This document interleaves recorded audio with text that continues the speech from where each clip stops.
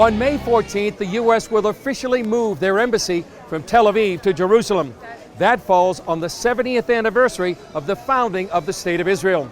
CBN News senior international correspondent Gary Lane talked with David Parsons from the International Christian Embassy Jerusalem about President Trump's decision and how the original law was passed more than 2 decades ago. President Trump announced we're moving the U.S. Embassy in Israel from Tel Aviv to Jerusalem. So not many Americans know that there was actually a law that was passed in 1995. You were responsible for the first draft. Tell us about it. The Gingrich Congress had just come in early 1995, and it was the first time the Republicans had control of the House of Representatives in about 40 years. It was in the midst of the Oslo process. We felt Christians in particular should speak up and to guard Jerusalem from the Palestinian Authority. The PLO wanted to have a say there. We felt much more comfortable with the way Israel has kept Jerusalem as a house of prayer for all peoples. They've got a good track record on it. So I did a draft of a bill to move our embassy from Tel Aviv to Jerusalem. And Gary had 3 points: recognize Jerusalem as a capital; number 2, move the ambassador immediately; and number 3, then worry about a building. The bill got changed by the time it got through Congress. The presidential waiver added, delay after delay for 23 years now. But President Trump is doing in the order that we originally set out in our initial draft. So I feel vindicated. All that work and running around the halls of Congress was worth it. So finally, after 2 decades, a long process, Yes. but why did you feel it was necessary to move the embassy from Tel Aviv to Jerusalem? Well, it's symbolic, recognizing the 3,000, even 4,000-year-old Jewish claim and connection to Jerusalem. But there's also substance to it in that the Palestinians have denied any Jewish connection to Jerusalem or the Temple Mount. And we wanted to affirm that. The International Christian Embassy, where I now work for the last 20 years, is founded on the principle of Christian solidarity with the Jewish people in their ancient claim and connection to Jerusalem.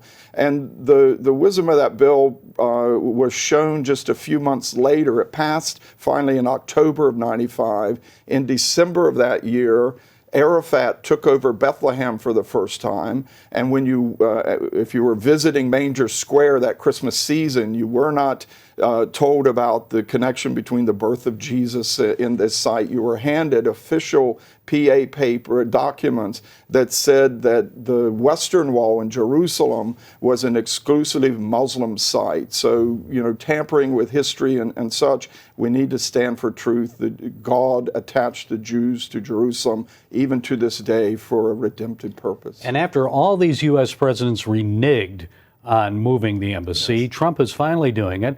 Why? What do you think influenced the decision for him? Trump had the courage of his convictions. He said, I made a promise here and I'm going to keep it. And he's the first one who tested these threats of mayhem and violence. And there were some protests, but it did not turn out as bad as many thought.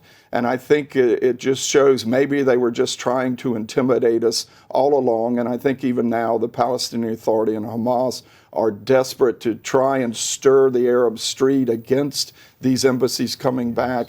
But there's just not enough momentum, and the whole region is in political chaos still. So it just seems the right time to do this. Now, a recent story in the Washington Post reports that Christians are playing a big role in helping Jews around the world return to Israel. And your group, the ICEJ, is mentioned. Tell us, what do you do to help Jews make Aliyah?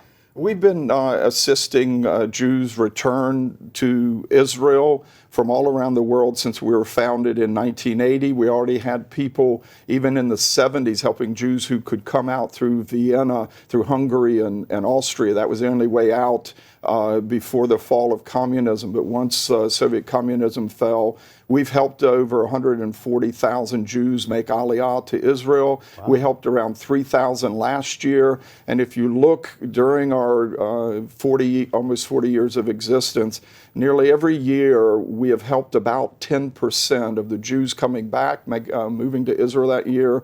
And there are other Christian ministries do this, but we do it because we believe it's the hand of God that hear, O nations, he who scattered Israel will gather them. And there's a an invitation in Isaiah. God says, I'll beckon to the Gentiles. They will carry you home on their shoulders and in their arms. We're invited to play a role in this positive side of Bible prophecy, the restoration of Israel. David Parsons from the International Christian Embassy in Jerusalem, we appreciate your work. Thank you for what you're doing. Thanks for being with us. Thank you.